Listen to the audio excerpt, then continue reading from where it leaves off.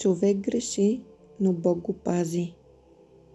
Човекът се поддава на врага, но Бог не позволява да бъде оставен на погибел. Човекът отстъпва от Бога, но Бог все още не го изоставя.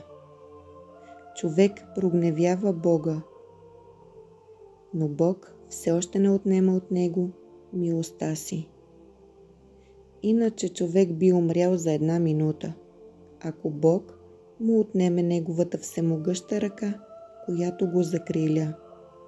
Защото сатаната просто чака да види човека оставен, за да го унищожи. Помнете Божията благодат, която също е благословение и за враговете. И помнете злобата на дявола и се пазете.